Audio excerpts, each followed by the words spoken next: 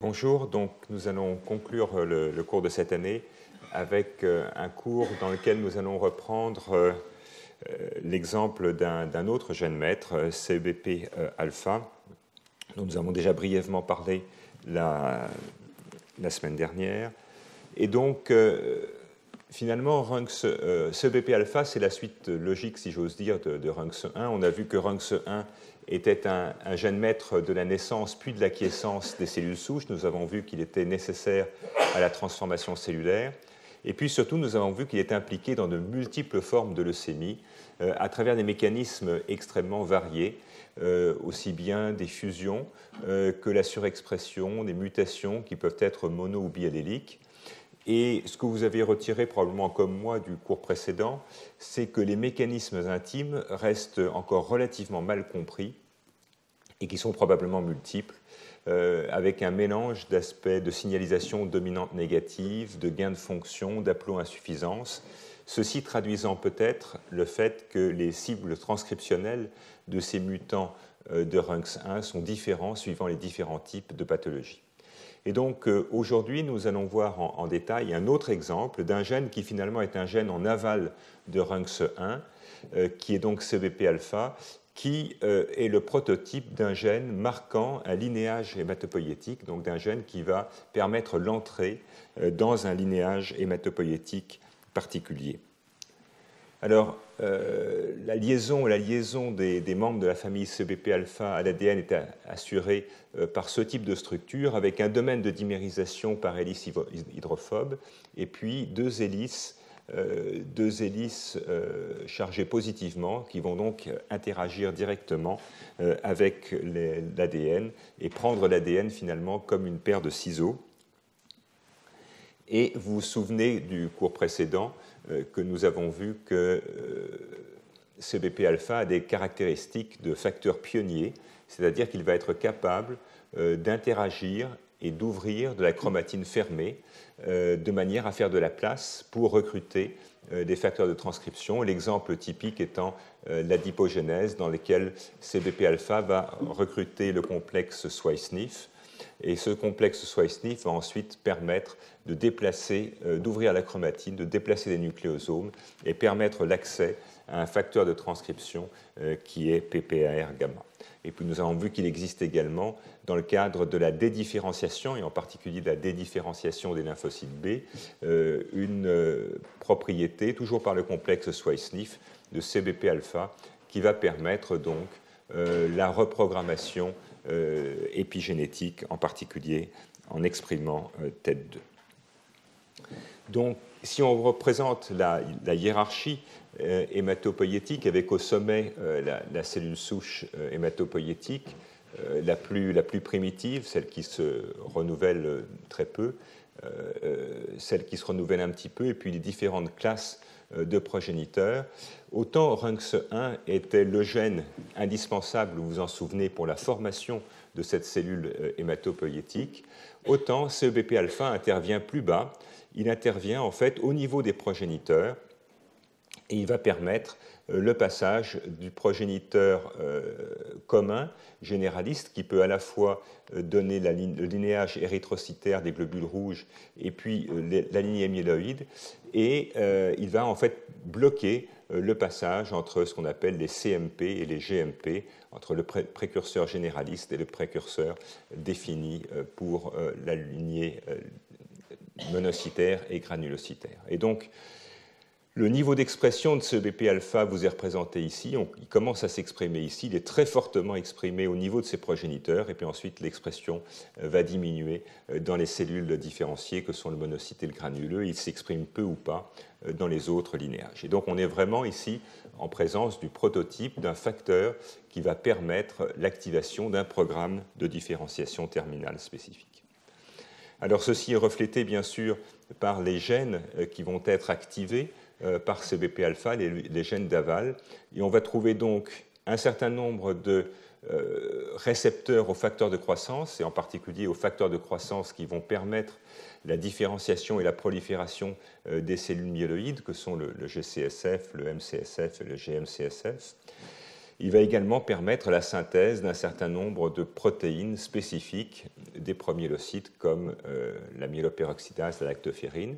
Et puis, à côté de cette activité d'activation de gènes cibles spécifiques, il va également y avoir une activité de répression, et en particulier de répression sur les gènes qui vont définir le linéage érythroïde, qui vont contribuer à la formation des précurseurs de globules rouges, et puis une activité extrêmement importante, dont on reparlera, qui est un blocage de la prolifération. Et ce blocage de la prolifération fait qu'il va donc y avoir de manière concomitante induction d'un programme de différenciation terminale et arrêt de la prolifération de ces cellules.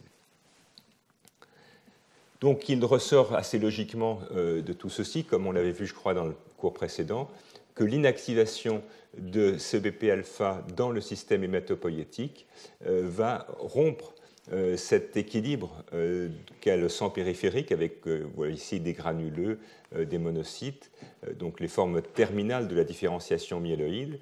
Eh bien, lorsque l'on interrompt la signalisation CBP-alpha en abolissant l'expression de son gène, on va avoir un blocage de cette différenciation myéloïde et une accumulation de progéniteurs.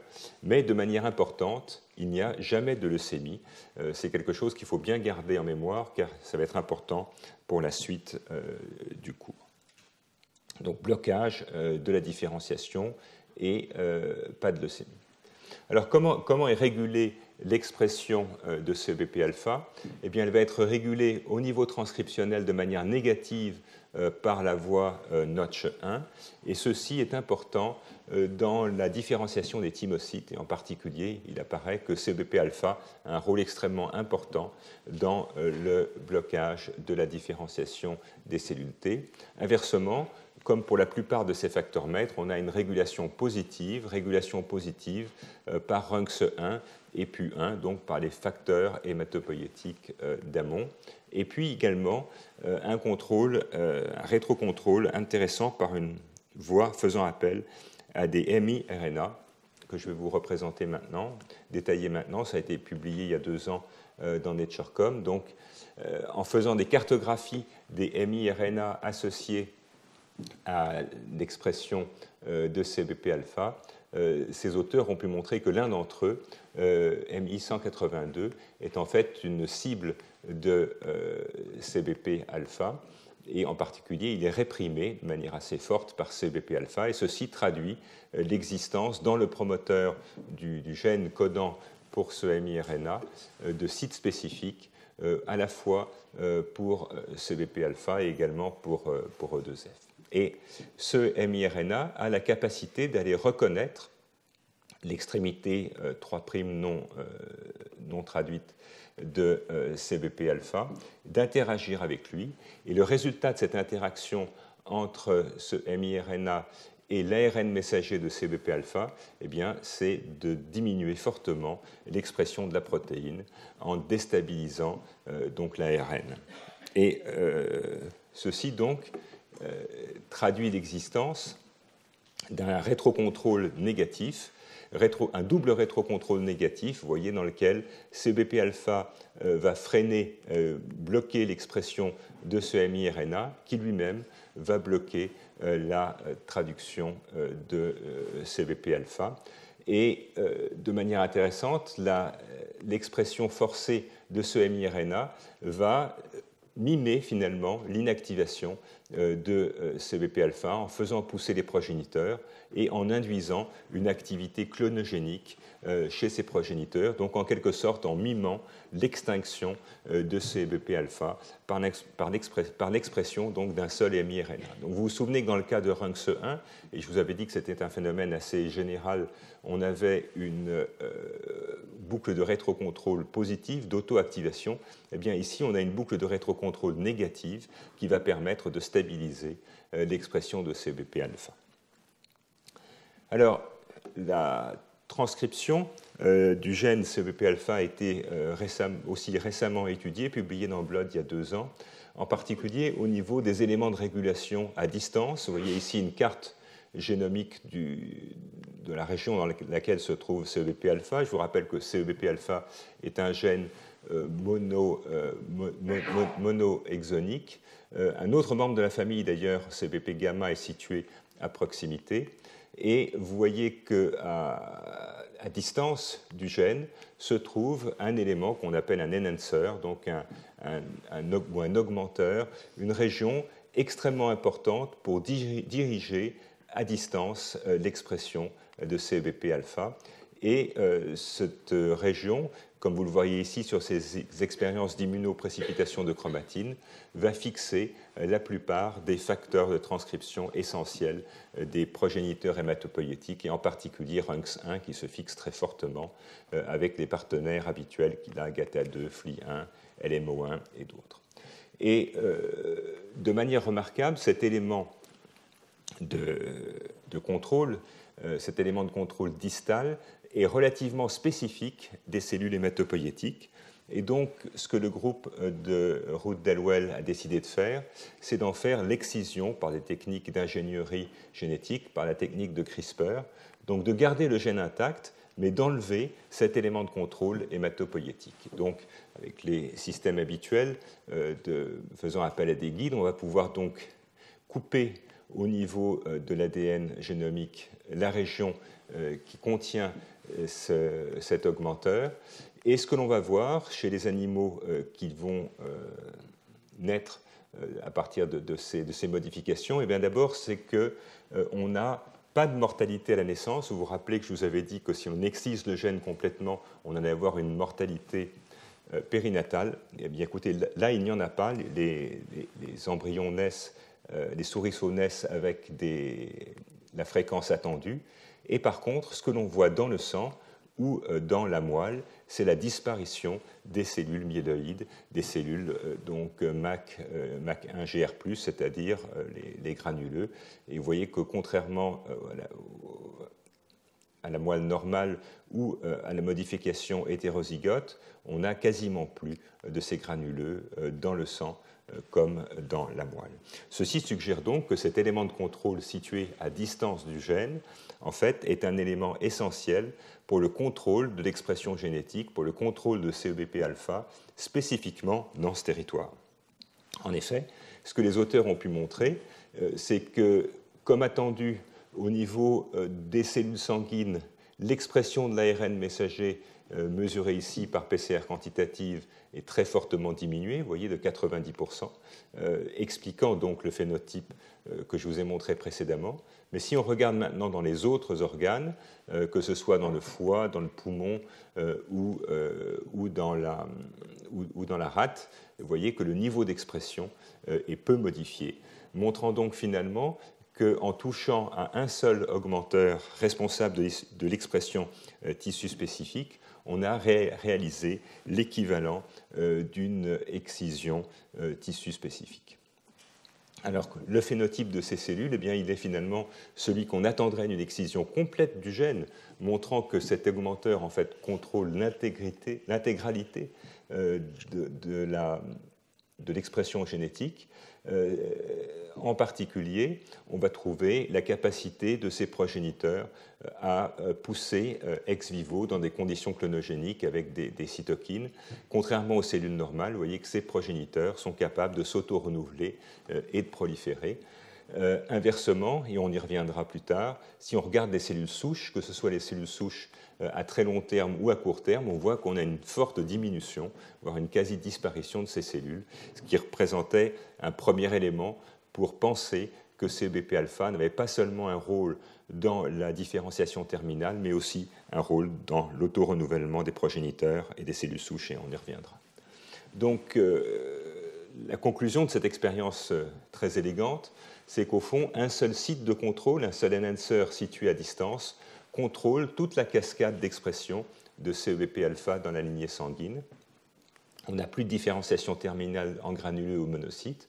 On a également un effet sur les cellules souches avec une prolifération des progéniteurs.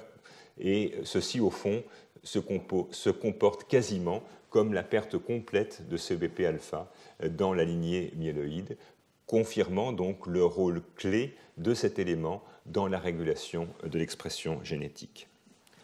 Alors, CEBP-alpha, la protéine, peut avoir toute une série de modifications post-traductionnelles, et j'ai choisi donc de vous en illustrer deux. La première, c'est la modification par acétylation, et cette acétylation, on va le voir, en fait, diminue les capacités de la protéine à interagir avec l'ADN. Et donc, ceci a été décrit par l'équipe de Daniel Tennant, et avec une acétylase, ici GCN5, on voit que l'activité de la protéine, mesurée sur un test de rapporteur ou d'expression transitoire, vous voyez que si on augmente la quantité de protéines CEBP-alpha, on va fortement augmenter l'activation donc de ce rapporteur d'un promoteur sensible à ce facteur de transcription. Eh bien, vous voyez que si maintenant on ajoute cette acétylase, on va un peu émousser cette activation transcriptionnelle. Et cet émoussement, en fait, traduit le fait que la protéine, une fois acétylée, est moins bien capable de se lier à l'ADN, comme vous le voyez sur cette expérience qu'on appelle un gel shift, un retard sur gel, dans lequel la protéine, voici ici la protéine normale qui forme un complexe avec de l'ADN radioactif. Ce complexe peut voir son poids augmenter avec un anticorps, ce qui traduit sa spécificité. Eh bien, si cette protéine CEBP-alpha maintenant est soumise à l'action d'une acétylase, vous voyez que la formation du complexe est fortement diminuée, ce qui est une manière classique donc de montrer que le complexe ADN-protéine va être défavorisé. Alors, les auteurs ont pu montrer que les résidus qui vont être acétylés sont des résidus de lysine et que ces résidus de lysine sont situés au niveau des domaines d'interaction avec l'ADN, ceci traduisant donc le fait que l'acétylation de la lysine va changer la charge électrostatique et probablement diminuer la capacité de ces hélices alpha à reconnaître leur séquence cible. Donc tout ça, pour l'instant, ce sont des systèmes assez artificiels. Si maintenant on passe dans des systèmes naturels, eh bien, lorsque l'on va transduire des cellules dépourvues de CEBP-alpha avec ces différents vecteurs d'expression et regarder la différenciation avec toujours ce marqueur GR1 qui traduit la présence de granuleux, eh bien, on voit que si on complémente donc, ces cellules déficientes pour CEBP-alpha par la protéine sauvage, on va récupérer une différenciation tout à fait significative. En revanche, si on prend maintenant un mutant qui mime la forme acétylée, dans lequel les résidus de lysine ont été remplacés par des résidus de glutamine, eh bien, vous voyez qu'il n'y a plus d'activation du tout, alors que les formes dans lesquelles on a remplacé la lysine par une arginine, donc qui vont garder leur charge positive, se comportent d'une manière quasiment normale. Et on peut voir ça également au niveau de la morphologie de ces cellules. Voici des cellules immatures n'exprimant pas CEBP-alpha, qui sont donc naturellement bloquées au stade blastique. Si l'on complémente avec la protéine normale, on voit apparaître des granuleux qui vous sont représentés ici par des flèches. Si maintenant on complémente avec le vecteur d'expression pour lesquels ces trois résidus de lysine ont été remplacés par des glutamines, vous voyez qu'il n'y a plus de différenciation, alors que le remplacement de ces lysines critiques par des arginines qui maintiennent la charge positive vont redonner à nouveau la différenciation granuleuse terminale. Ceci donc permet de démontrer que l'action de l'acétylase GCN5 sur CEBP-alpha, lorsqu'il n'y a pas d'action, on va avoir activation des gènes cibles de la différenciation myéloïde, et en revanche, la modification post-traductionnelle de CEBP-alpha par GCN5 va donner une acétylation spécifique, et cette acétylation spécifique est associée à une diminution de l'activité du facteur de transcription qui va donc gêner la différenciation myéloïde. Alors un autre exemple qui a été étudié par l'équipe de Chun-Su et fait appel aux modifications par SUMO. Donc SUMO est un petit peptide de la famille de l'ubiquitine qui se fixe ici sur un site spécifique au centre de la protéine. Et donc, ce que cette équipe a pu voir, c'est que dans des embryons de poissons zèbres, qui vous sont représentés ici, eh bien, il y a, après un jour, un équilibre entre les cellules érythroïdes et les cellules myéloïdes, qui sont jugées donc par l'expression de marqueurs comme GATA1 et la myéloperoxydase. Eh bien, l'abrogation de toute la signalisation SUMO par des morpholinos va inverser en fait cet équilibre entre ces progéniteurs hématopoïétiques, inverser l'équilibre au profit de l'expression de cellules myéloïdes et une relative disparition des cellules érythroïdes. Eh bien, ce défaut, en fait, que vous retrouvez ici, peut être complémenté par la fusion d'une forme de SUMO ACEBP-alpha qui va réinverser le processus, montrant que dans ce système, l'activité de la sumoylation, qu'en général on voit comme étant extrêmement vaste, comme touchant des dizaines, voire des centaines de systèmes protéiques différents, en fait passe majoritairement, si ce n'est exclusivement, par CEBP-alpha, et que CEBP-alpha va la sumoylation de CEBP-alpha va participer à l'activation du système myéloïde, ce qui les a conduits à proposer le processus suivant, que l'équilibre au fond entre les progéniteurs myéloïdes et les progéniteurs érythroïdes, dont on sait chez le poisson zèbre comme chez les mammifères qu'il va être réglé en partie par CEBP-alpha, eh bien, la sumoylation de CEBP-alpha joue un rôle extrêmement important. Lorsqu'on a de la sumoylation, il ne va pas y avoir de répression majeure de l'érythropoïèse et pas de stimulation de la myélopoïèse. C'est donc la voie érythrocytaire qui va être dominante, alors que si on n'a plus la possibilité de conjuguer par SUMO, eh bien on va avoir un très fort programme de répression et du coup une activation du système de différenciation myéloïde. Alors, quelles sont les cibles d'aval? Cibles d'aval donc de la voie CEBP-alpha. Alors, on en connaît de très nombreuses. Celle dont j'ai choisi de vous parler est le gène SOX4, qui est une cible, qui est un gène d'abord extrêmement important pour l'autorenouvellement des progéniteurs. C'est une cible qui est transcriptionnellement négativement régulée par CEBP-alpha. Et comme on va le voir, SOX4 joue un rôle absolument essentiel dans l'autorenouvellement, aussi bien au niveau des progéniteurs normaux que des progéniteurs leucémiques. Et par ailleurs, SOX4 contrôle également en partie la différenciation granuleuse. Et donc dans cette cascade de facteurs maîtres dans laquelle vous avez bien compris qu'il y a des hiérarchies extrêmement importantes, RUNX1 est au-dessus de CEBP-alpha, eh bien il semble que SOX4 soit au moins l'un des master genes d'aval de CEBP-alpha. Et effectivement, si on prend par exemple l'autorenouvellement, vous voyez que cet autorenouvellement a la capacité de ces progéniteurs à former des clones de manière répétée, qui est quelque chose, donc une propriété qui est gagnée grâce à la perte de CEBP-alpha. Eh bien, on a, lorsque l'on inactive par shRNA SOX4, on va perdre progressivement cette capacité des progéniteurs à s'auto-renouveler. Et SOX4, par ailleurs, est une cible transcriptionnelle directe négative de CEBP-alpha. Et par voie de conséquence, si l'on regarde des progéniteurs, comme des cellules LSK, qui est une des formes de progéniteurs chez la souris, eh bien, l'inactivation de CEBP-alpha conduit à une augmentation beaucoup plus forte de l'expression de SOX4 dans ces cellules-là.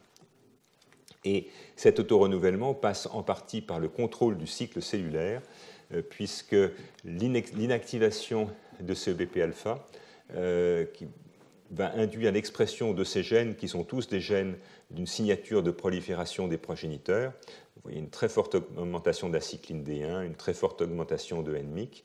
Eh bien, lorsqu'on réalise une double inactivation de CEBP-alpha et de SOX4, vous voyez que ces paramètres ont tendance à être normalisés, donc démontrant bien qu'on a que SOX4 est une des cibles à travers lesquelles CEBP-alpha va contrôler l'autorenouvellement des progéniteurs. Et si l'on regarde maintenant la différenciation. Toujours ces diagrammes MacGR montrant en cytométrie de flux l'expression des cellules granuleuses. Vous voyez que l'absence d'expression de CEBP-alpha bloque complètement l'expression de ces marqueurs granuleux, comme nous l'avons vu déjà à plusieurs reprises. Et l'extinction de SOX4 ne fait pratiquement rien, mais en revanche, la double inactivation de CEBP-alpha et de SOX4 va induire une restauration de la formation de ce groupe cellulaire et par ailleurs va conduire à une augmentation très significative de leur présence dans le sang périphérique. Et si l'on prend maintenant des cellules leucémiques, dans des modèles que l'on verra tout à l'heure, qui sont des modèles de leucémie induits par la désorganisation de la signalisation CEBP-alpha, eh bien, ces cellules sont spontanément immortelles. Elles vont pouvoir, toujours en colonie, se reformer, recloner régulièrement. Eh bien, si l'on éteint l'expression de SOX4 par 3 shRNA différents, vous voyez qu'on va perdre immédiatement l'auto-renouvellement. On n'aura plus de clones secondaires, montrant donc que pour des cellules normales ou pour des cellules leucémiques, on a bien une dépendance de l'auto-renouvellement à l'expression continue de SOX4. Alors, de même qu'on l'a vu pour RUNX1, qu'une certaine dose de signalisation RUNX1 était nécessaire pour la transformation leucémique, eh bien, il en est exactement de même pour CEBP-alpha. En effet, je vous ai dit que si on abrogeait l'expression de CEBP-alpha, soit en délétant le gène, soit en délétant l'enhancer, on avait une accumulation de précurseurs, mais pas de leucémie. Mais la présence d'au moins un petit peu de signalisation CEBP-alpha est absolument indispensable pour atteindre un stade de différenciation dans lequel les oncogènes de leucémie vont pouvoir être actifs. Et ceci a été démontré il y a quelques années par 2 équipes, celle de Dan Tennant et celle de Bo Porse, montrant donc dans des systèmes différents qu'en prenant des oncogènes assez classiques de la lignée myéloïde comme OX1A ou MACE, qui vont être mis dans des précurseurs qui sont fluxés pour CEBP-alpha. Donc on va infecter ces cellules par ces oncogènes, les faire pousser, et ensuite on va pouvoir déclencher, grâce à une enzyme creux dont l'activité est inductible par une hormone, par le tamoxifène, on va pouvoir déclencher l'excision, et c'est ce que vous voyez ici. Si on n'a pas d'excision, on a encore beaucoup de CEBP-alpha. Si on déclenche l'excision, vous voyez qu'en quelques jours, la protéine décroît jusqu'à devenir indétectable. Eh bien, si l'on a des cellules normales, il ne se passe rien, bien sûr. Et si l'on a maintenant ces cellules fluxées pour CEBP-alpha, vous voyez qu'à partir du 6e jour, on a une transformation. Les cellules se mettent à croître très rapidement. Mais par contre, si l'on a excisé CEBP-alpha, elles s'arrêtent de pousser, elles font disparaître. Et dans un autre modèle de transformation par des fusions MLL, eh bien, un autre groupe, simultanément, a pu mettre en évidence que cette capacité de cloner de manière répétée en méthylcellulose, qui est la caractéristique de l'infection par un oncogène très fort, comme l'est MLL-ENL, elle est complètement perdue si l'on n'a pas d'expression de CEBP-alpha. Et on arrive donc très facilement à faire des leucémies létales si CEBP-alpha est là, mais par contre, si elle est excisée, on ne va pas arriver à induire la transformation cellulaire. Et ceci donc a accrédité l'idée qu'il faut en fait atteindre un certain stade de différenciation pour que les oncogènes puissent agir. En d'autres termes, il faut qu'il y ait un état chromatidien qui permette à ces oncogènes d'être actifs, qui leur permettent d'induire la transformation cellulaire. Alors, ce que ces auteurs ont également montré de manière tout à fait remarquable, c'est que atteindre ce stade, atteindre cet état chromatidien qui va permettre aux oncogènes d'être transformants est indispensable, mais en revanche, une fois que les cellules sont devenues leucémiques, eh bien, l'expression de CEBP-alpha n'a plus aucune importance. Donc, dans la leucémie, on peut facilement inactiver CEBP-alpha, et CEBP-alpha n'est plus nécessaire. Il n'est plus nécessaire à la survie ou au maintien du phénotype leucémique. Il est juste nécessaire, finalement, à avoir à un moment donné l'état de différenciation, l'état chromatinien, qui va permettre aux oncogènes d'agir.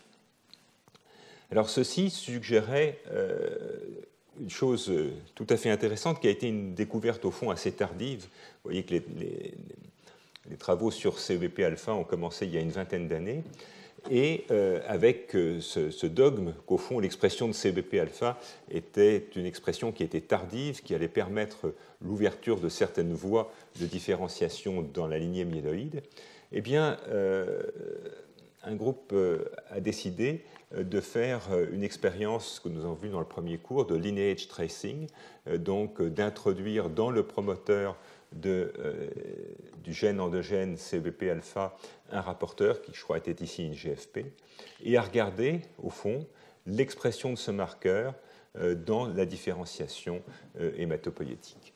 Et leur surprise a été de voir que dans des progéniteurs très précoces, dans ces progéniteurs du sommet de la hiérarchie, eh bien, on a tout de même une expression de CEBP-alpha. Elle est beaucoup moins forte, évidemment, que dans les promoteurs, que dans les précurseurs, comme le sont les GMP ou les granuleux ou les monocytes, où pratiquement toutes les cellules expriment. Néanmoins, dans les cellules souches, il y a également une expression détectable dans au moins 10% des cellules.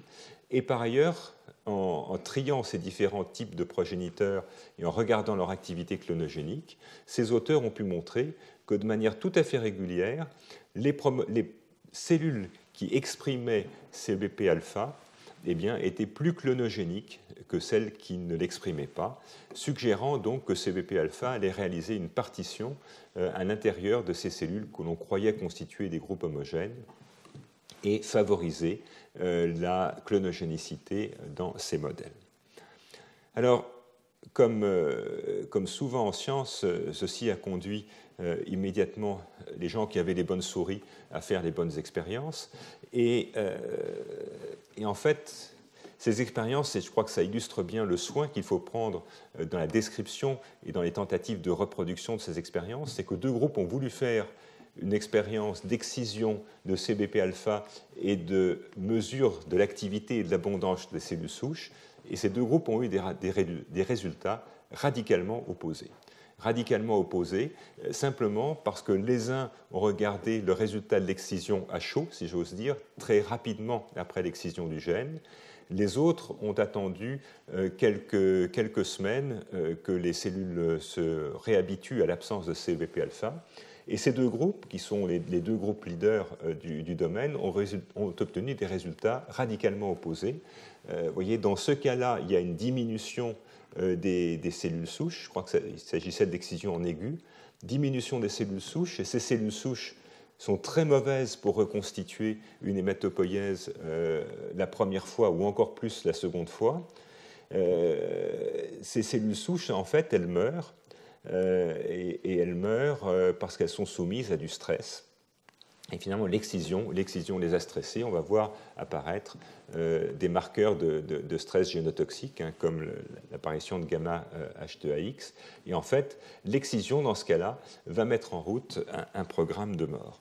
Alors que dans l'autre cas de figure, où on a, avec la même souris à l'origine, excisé, mais on a attendu un petit peu que les cellules se remettent en état, eh bien là, au contraire, ce qu'on voit, c'est une augmentation assez nette des cellules souches. Et on a une augmentation nette des cellules souches parce qu'en fait, elles se sont mises à proliférer. Elles se sont mises à proliférer et donc elles sont au moins pendant un certain temps plus nombreuses et plus actives qu'en l'absence de CEBP-alpha. Néanmoins, à la fin, tout le monde est d'accord. Si on attend très longtemps, eh bien, on va avoir un épuisement progressif de ces cellules souches. Et donc, il y a bien, contrairement à ce qu'on avait envisagé pendant 15 ans, un rôle important de CEBP-alpha dans l'homéostasie des cellules souches et qui va conduire, en gros, à leur expansion relative. Bon, alors, ceci a permis ce modèle, dont vous voyez qu'il est quand même plus facile à travailler que le modèle Runx 1, a permis des études structure-fonction in vivo pour essayer de comprendre, au fond, dans tous ces déterminants in vivo, quels sont ceux qui sont importants pour l'homéostasie des cellules souches. Et les premières études dont je veux vous parler ont fait appel à l'interaction avec E2F. Donc E2F, c'est le facteur de transcription qui va contrôler la prolifération cellulaire. C'est un facteur maître du contrôle du cycle cellulaire. Et des études avaient montré qu'en fait E2F interagit avec ce BP-alpha. Il interagit en fait quasiment au niveau du site de reconnaissance et de liaison à l'ADN, pas exactement avec les mêmes résidus, mais en tous les cas dans la même zone. Et donc, le groupe de Klaus-Nerloff avait pu identifier en fait deux résidus qui sont directement impliqués dans le contact avec E2F, mais pas impliqués dans le contact avec l'ADN. Et donc, ce qu'ils ont pu montrer, c'est qu'en fait, cette liaison à E2F est absolument essentielle à la différenciation terminale.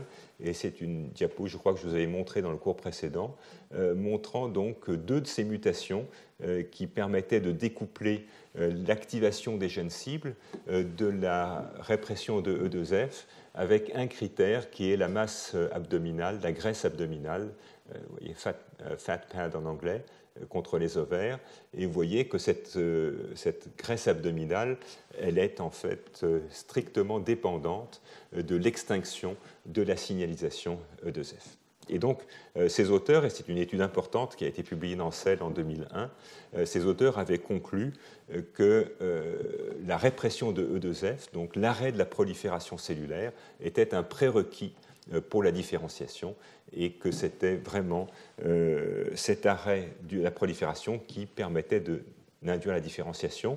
Et ils avaient obtenu à peu près les mêmes résultats avec la différenciation hématopoïétique. Vous voyez ici dans le contrôle, vous avez ces cellules en anneaux qui sont des polynucléaires neutrophiles, des granuleux, et vous voyez que ces deux mutants qui bloquent mal l'activité E2F, eh bien, présentent peu ou pas de granules. Néanmoins, des travaux ultérieurs, publiés 2 ans après, ont montré que ce mutant était un petit peu moins propre qu'on ne l'avait cru au départ. Certes, ce mutant était bloqué pour sa capacité à interagir avec E2F, mais il était également moins efficace dans ses fonctions d'activation de la transcription. Donc, si on touchait principalement à l'inhibition des voies de prolifération, on bloquait aussi l'activation des gènes cibles, et en particulier des gènes cibles de différenciation. Et donc, il y avait en fait une composante mixte qui expliquait le phénotype de ces mutants. En revanche, la bonne surprise de ces auteurs, publiés juste 2 ans après dans GXMed, c'est au fond que quand on laisse vieillir ces souris, donc quand on laisse vieillir ces souris qui ont cette mutation bloquant E2F, eh bien, on va obtenir une tumeur avec un syndrome myéloprolifératif qui a des aires de leucémie. Et donc ce mutant de la liaison à l'ADN, contrairement au chaos, donc contrairement à l'inactivation du gène, va commencer à induire une prolifération des cellules hématopoïétiques. Donc ça, c'était évidemment quelque chose de très important et qui montrait donc que la répression de E2F et de l'activité de prolifération sont très importants pour la transformation cellulaire et qui, pour la première fois, finalement, montraient, pour une protéine dont on va voir qu'elle est très étroitement liée à la transformation leucémique, il était surprenant de voir que l'inactivation complète du gène n'induisait pas de leucémie, mais une inactivation partielle, bloquer certaines des fonctions et pas d'autres, là, allait conduire au développement de la leucémie. Alors, les choses, en fait, sont encore un peu plus complexes, puisque ce gène, et ça a été une réalisation tardive, en fait, ce gène donne deux protéines différentes. Deux protéines différentes, en l'occurrence, il y a deux codons méthionine qui vont permettre l'activation de la traduction pour donner la protéine normale, celle que tout le monde connaissait, avec donc son domaine d'interaction avec l'ADN, son domaine dimérisation par interaction hydrophobe, 2 domaines de transactivation. Et puis, il y a une deuxième protéine qui s'appelle P. Donc, la première s'appelle P42, hein, du fait de sa taille. La seconde s'appelle P30. Et donc, P30 va naître de l'initiation sur un codon interne et va donc donner une protéine moins abondante que la première, mais extrêmement importante, comme on va le voir, qui contient toujours les domaines d'interaction avec l'ADN, toujours l'un des domaines d'interaction directe avec E2F, mais qui ne contient pas un domaine essentiel de répression de l'activité E2F. Et on va voir que comprendre l'existence de ces deux protéines était indispensable pour comprendre les phénomènes de transformation liés à des mutations de ce gène dans des leucémies. Donc on a ces deux protéines. À peu près au même moment, il est montré que ces deux protéines en fait, ont des fonctions complètement différentes. Et en particulier, lorsqu'on prend un test classique de CBP-alpha, qui est d'induire la formation d'adipocytes par transfection de cellules de type fibroblastique qu'on appelle les 3T3, eh bien, l'expression de la forme tronquée de CBP-alpha, que vous voyez bien ici, à 30, va induire la prolifération d'adipocytes, mais une prolifération anormale, prolifération en fait qui s'apparente à la formation de foyers de transformation. Et donc P30, cette forme tronquée, se comporte en fait comme un oncogène, et ceci est également marqué par ces foyers d'incorporation du BRDU qui montrent donc que ces foyers sont en prolifération rapide et correspondent à des foyers de transformation, même s'ils sont différenciés. Et donc ceci a conduit au modèle suivant, pour lequel on a ce facteur maître qui, suivant l'image chinoise, pourrait être du yin et du yang. Tout le monde, pendant 15 ans, a connu cette facette, qui était l'induction de la différenciation terminale et l'arrêt de la prolifération, qui donc correspond à la première fonction que je vous ai décrite. Mais en fait, à travers une initiation interne, à travers la formation d'une protéine tronquée dans sa région N-terminale, on va avoir une autre fonction qui, elle, au contraire, est une fonction de prolifération, mais aussi une fonction d'ouverture de la lignée myéloïde, de détermination du devenir myéloïde.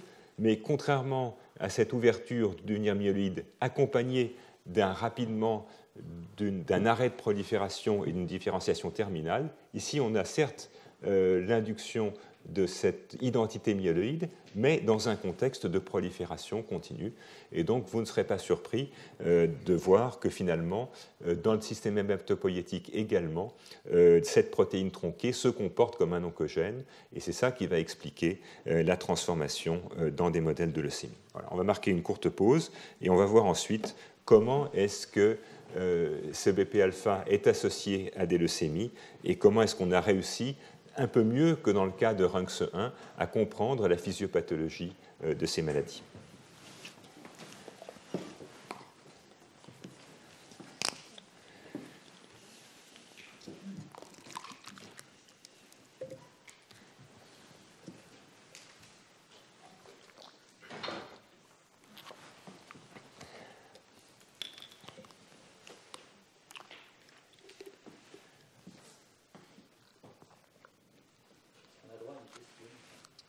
Peut-être à la fin, si tu veux.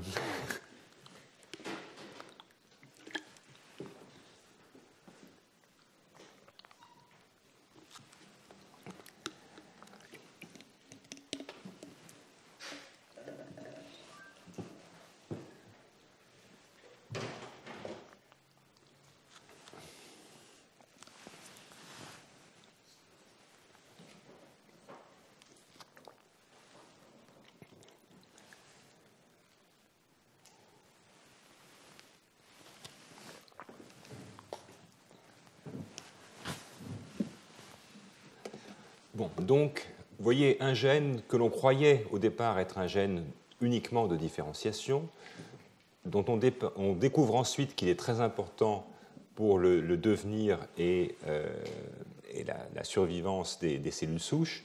Et puis, dont on découvre au fond qu'un seul gène avec un seul exon est capable de faire deux protéines différentes et que ces deux protéines différentes ont en fait des effets antagonistes l'une envers l'autre. Alors, je n'insiste pas, mais par ailleurs, ce rapport entre finalement l'initiation sur le premier codon et l'initiation interne est déterminé par des signalisations qui vont jouer sur les voies EIF4 et donc la régulation de la traduction, et en particulier donc est liée à la prolifération cellulaire.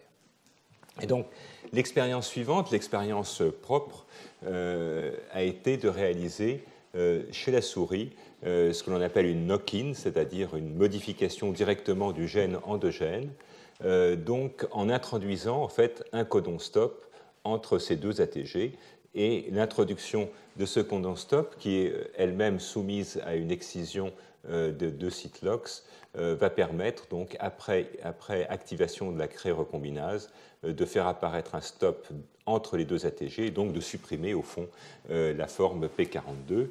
Et ce que ces auteurs ont pu voir, bon, d'abord, c'est que ça marche bien. Vous voyez donc ici la forme sur un Western blot, la forme P42, la forme avec initiation interne. Et donc, après excision de la cassette, on supprime complètement l'expression de P42 et on voit une expression renforcée, beaucoup plus forte, de la forme tronquée P30. Eh bien, il n'y a pas besoin de beaucoup de dessins. On voit apparaître un phénotype avec une grosse rate, un phénotype de type leucémique, blocage de la maturation, et les souris meurent assez rapidement, en un an. Et on retrouve l'immortalité, on fait apparaître de nouveau l'immortalité de ces progéniteurs qui, ex vivo, peuvent être indéfiniment propagés, donc montrant l'existence de cette activité d'auto-renouvellement.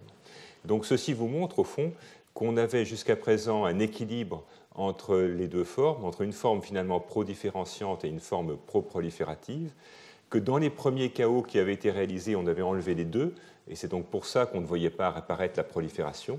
Mais dès que l'on enlève sélectivement la forme qui va permettre l'arrêt de cycle, eh bien, on va permettre l'entrée dans la voie myéloïde, mais une entrée dans la voie myéloïde qui n'est pas contrecarré par l'arrêt du cycle cellulaire, qui donc va s'accompagner de syndrome prolifératif avec la mort de leucémie assez rapidement. Bon.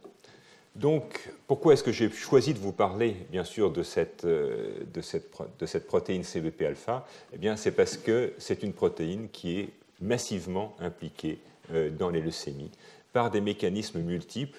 Et donc, le premier dont nous allons parler, c'est l'existence de mutations, donc mutations somatiques, dans à peu près 10% de toutes les leucémies aiguës myéloïdes, en particulier associées à une forme morphologique, qui est la forme M2, la même que celle dans laquelle on trouvait les anomalies liées à RUNX1.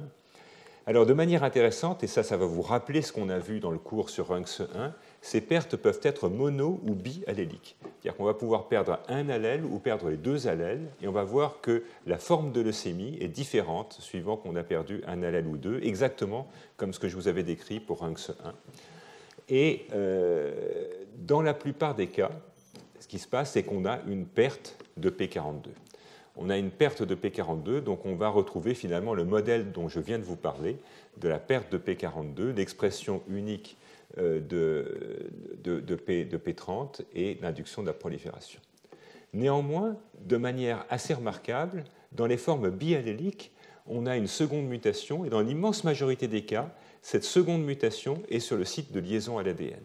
Donc on va toujours détruire la forme anti-oncogénique P42, induire l'expression constitutive de la forme P30 qui va donc pouvoir activer les gènes cibles, ouvrir la différenciation myéloïde, mais ne pas freiner la prolifération, et puis une autre forme plus inattendue, au fond, théoriquement incapable de se fixer directement à l'ADN, parce qu'elle va porter des mutations au niveau précisément de ces zones d'interaction avec l'ADN. Et donc, là encore, comme on va le voir, les modèles souris ont permis une exploration assez fine de ce qu'était finalement le rôle de cette forme-là, puisque, au fond, ceci correspond au cas de figure que je viens de vous montrer.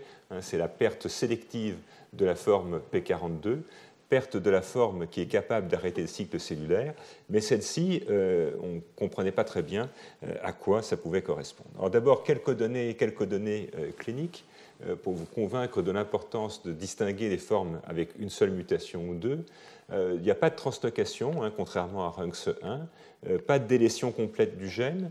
Cette délétion complète du gène, d'ailleurs, étant prédite pour faire comme chez la souris, finalement, de bloquer simplement la forme des progéniteurs.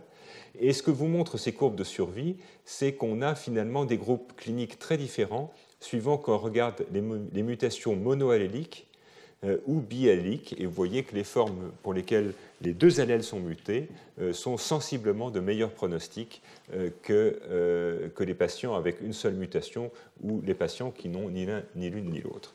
Et effectivement, une étude fine de ces leucémies a permis de montrer que d'abord les mutations associées étaient différentes. Vous voyez que dans les formes avec mutation monoallélique, on va avoir d'autres événements oncogéniques forts, comme par exemple l'activation de FLT3 ou comme la mutation de NPM1, qui fera probablement l'objet d'un cours une année à venir.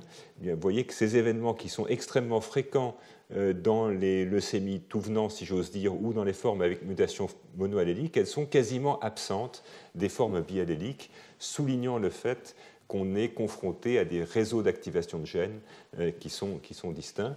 Et puis, si on regarde des marqueurs comme les gènes OX, vous voyez que les niveaux moyens d'expression sont très différents, montrant encore une fois que soit on part de cellules d'origine différentes, soit on a des voies oncogéniques qui ne sont pas superposables entre les formes monoalléliques et bialléliques.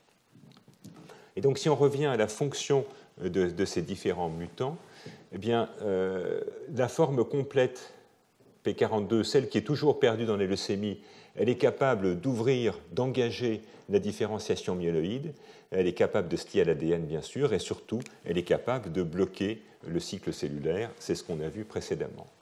La forme tronquée, non mutée, mais tronquée, donc qui sera la seule forme observée si on a des mutations stop dans cette région-là, ce qui est le cas des leucémies, elle va être capable de se lier à l'ADN, elle a un domaine de liaison à l'ADN qui est tout à fait intact, elle est capable de réaliser l'engagement dans la voie myéloïde, par contre, elle n'est pas capable d'éteindre la prolifération, et donc ceci va concourir au développement du processus de leucémie. Et si maintenant on regarde le second type de mutation associée aux leucémies, donc des mutations qui vont être ici, au niveau de la zone de reconnaissance et du leucine zipper, eh bien, elles sont capables d'avoir une action sélective sur la prolifération des cellules souches.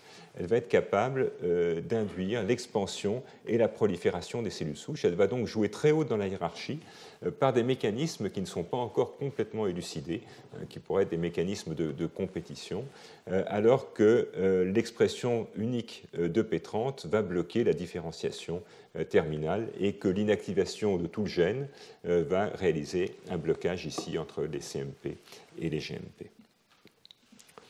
Alors, c'est toute l'élégance de ces modèles animaux, et ça, c'est le travail du groupe de Klaus Nerloff qui sera présent au séminaire au mois de mai, c'est d'avoir, au fond, combiné ces différents modèles, donc de créer une souris dans laquelle on est capable de bloquer, grâce à la formation d'un codon stop, bloquer l'expression de P42 et d'avoir uniquement l'expression de P30, et puis d'introduire, par la technique d'une activation ponctuelle, une mutation associée aux leucémies au niveau du domaine de reconnaissance à l'ADN et du domaine de dimérisation. Et donc, on va pouvoir combiner ces différents allèles, collecter ensuite des cellules, des progéniteurs hématopoïétiques au niveau du foie fœtal. Et donc, ces progéniteurs porteurs de ces différentes mutations vont ensuite être injectés dans des souris immunocompétentes après irradiation. Et donc, ce qu'on va voir, c'est au fond l'effet de la combinaison de ces différents allèles. Donc, ça, c'est l'allèle P30-P30. Donc vous voyez que quand on regarde la population des cellules souches, elle est peu amplifiée, mais on sait que si on attend suffisamment longtemps, on va avoir une leucémie qui correspond au fond à l'inactivation de la forme P42. Et dès qu'on introduit en revanche un de ces allèles incapable de fixer l'ADN directement, vous voyez qu'on a une très forte augmentation de l'abondance des progéniteurs. Et donc, ces mutations associées aux leucémies vont produire une protéine incapable de se fixer directement à l'ADN par le mécanisme classique, peut-être capable de se fixer par d'autres voies, mais en tous les cas, dont la conséquence va être une très forte augmentation du nombre de progéniteurs.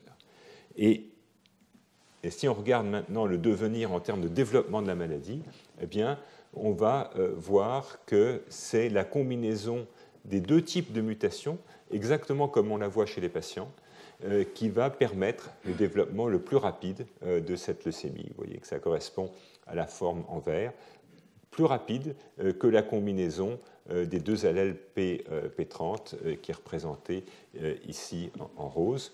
Donc, d'un côté, on va bloquer la différenciation et induire, et de l'autre, on va, encore une fois, induire la prolifération des progéniteurs. Et ceci se traduit d'ailleurs quand on va regarder le caractère peu ou pas différencié de ces leucémies. Eh bien, si on prend les leucémies liées à l'expression sélective de P30, donc P30, vous voyez que ce sont des leucémies avec différenciation terminale. Donc ceci traduit bien le fait que ce qu'on a bloqué, c'était l'extrémité du processus de différenciation. Inversement, si on prend les formes mixtes, eh bien, on va voir apparaître des progéniteurs. Et si on a uniquement les deux formes incapables de se lier à l'ADN directement, vous voyez qu'on aura essentiellement des cellules immatures. Bon, donc ceci implique que la mutation de la zone d'interaction avec l'ADN, qui est celle qu'on voit chez les patients, induirait la prolifération des cellules souches, alors que l'autre bloque leur différenciation. Et pour l'instant, les cibles moléculaires de ce type d'oncogènes sont encore peu connues. Et l'expression de P30 va permettre l'induction du programme myéloïde, mais ne bloque pas la prolifération et va donc expliquer la coopération entre ces deux types d'anomalies. Alors, ça, c'est ce qui a été le plus étudié, mais il faut savoir que CBP-alpha se trouve en aval de toutes sortes d'autres événements oncogéniques et donc va être impliqué de manière indirecte dans la transformation par toutes sortes de procédés qui vous sont représentés ici. Alors, on va voir que, par exemple, les fusions Runx et Tau, dont on a parlé dans l'un des cours précédents, vont avoir comme cible la répression de CBP-alpha et vont donc éteindre comme un de leurs gènes majeurs d'aval CBP-alpha. PML-RAR a été également proposé agir à travers l'extinction de CBP-alpha et d'autres oncogènes, d'autres fusions Runx ou CBF dont on a parlé, vont agir à travers la calréticuline qui vont déstabiliser l'ARN messager. On a parlé également du microRNA 182. Et puis au niveau de la protéine, on a vu l'effet de la sumoylation et donc de son enzyme UBC9, mais toutes sortes d'autres protéines associées à la transformation cellulaire, et en particulier FLT3, vont à travers des modifications de phosphorylation, des interactions directes, des formations d'hétérodimères, contribuer à inactiver cette protéine CEBP-alpha qui apparaît donc comme un nœud absolument essentiel dans la signalisation de la différenciation myéloïde. Alors juste une illustration de ceci, avec l'expression donc des fusions Runx-Tau, produit de la translocation 821, eh bien, vous voyez que si on regarde l'abondance de cette protéine CBP-alpha, l'expression de la fusion Runx-Tau va conduire à une quasi-disparition de ce facteur de transcription. Et de manière intéressante, si on prend des cellules exprimant de manière constitutive la protéine Runx1 et Tau, et que l'on y introduit un vecteur inductible exprimant CEBP-alpha, eh bien, l'expression de CBP-alpha va suffire à induire une différenciation terminale de ces cellules leucémiques et à induire leur arrêt de prolifération.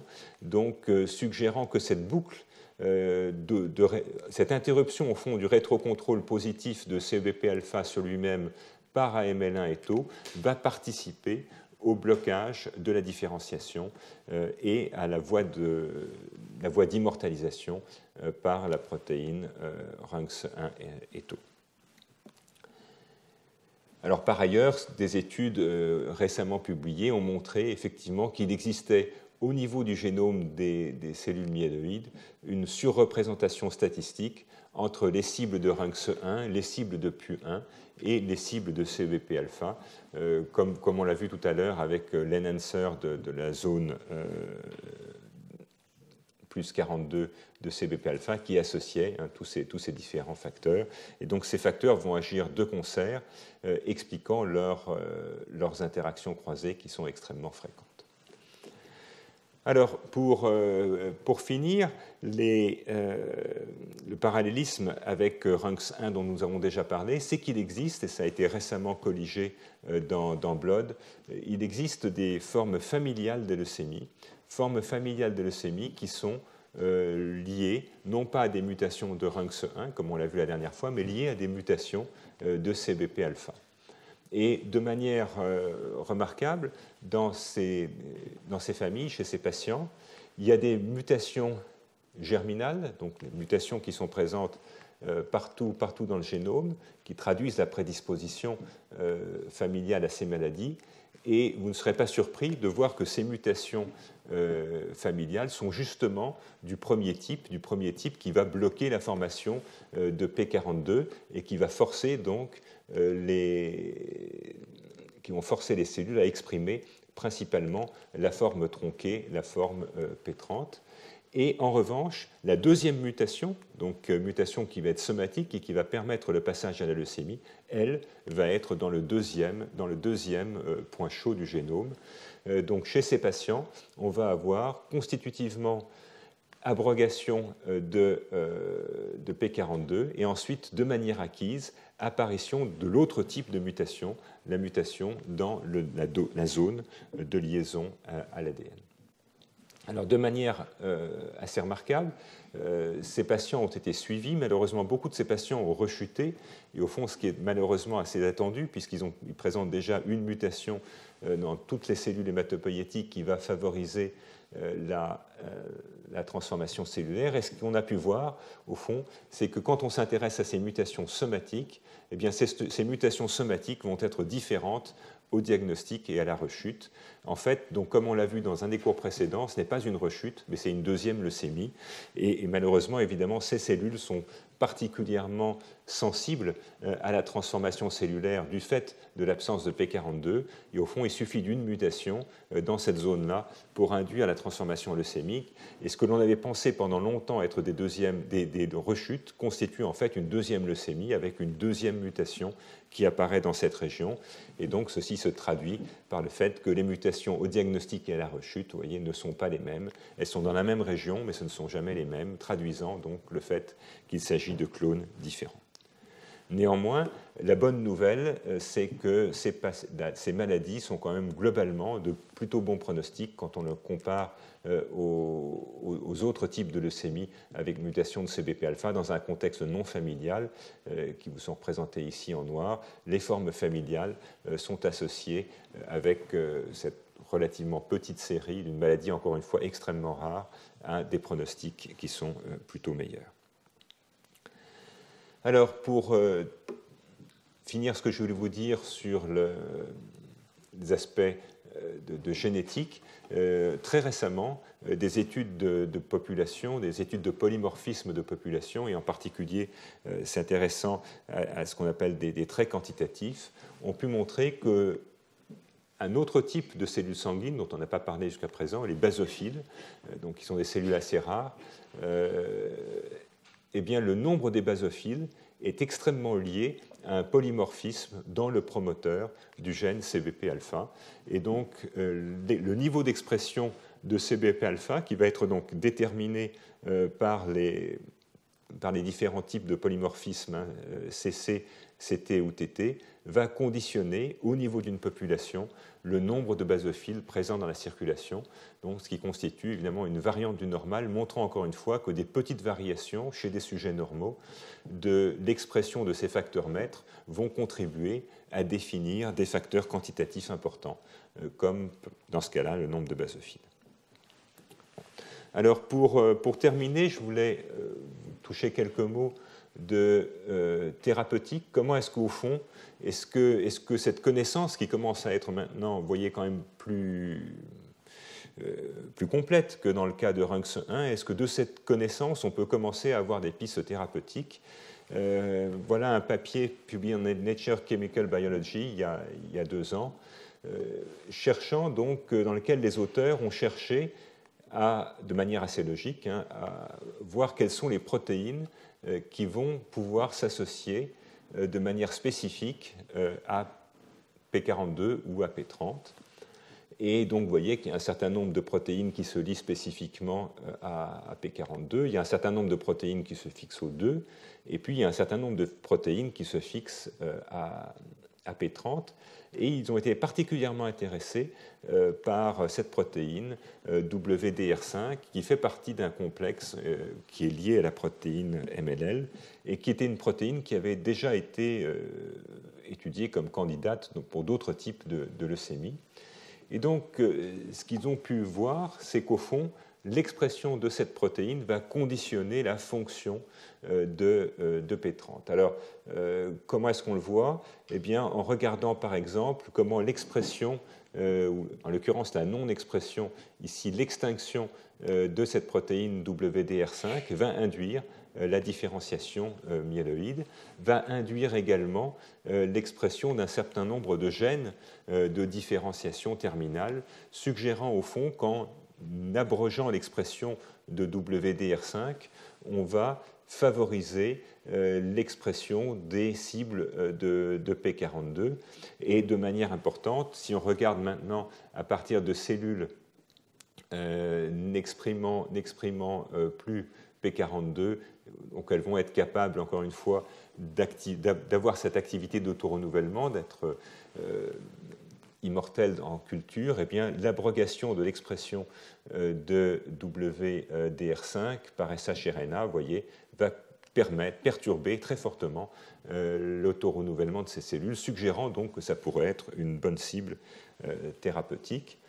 Et il se trouve, et ça c'est une des joies de la biologie moderne, c'est qu'au fond ce sont les mêmes protéines qui vont être impliquées dans toutes sortes de signalisations, et en l'occurrence WDR5 avait été étudié par des gens qui s'intéressaient au complexe MLL, et donc il existait déjà des inhibiteurs chimiques, il existait des petites molécules capables de se fixer de manière spécifique sur cette protéine, et donc il suffisait de sortir des tiroirs la bonne molécule pour regarder ce qui va se passer.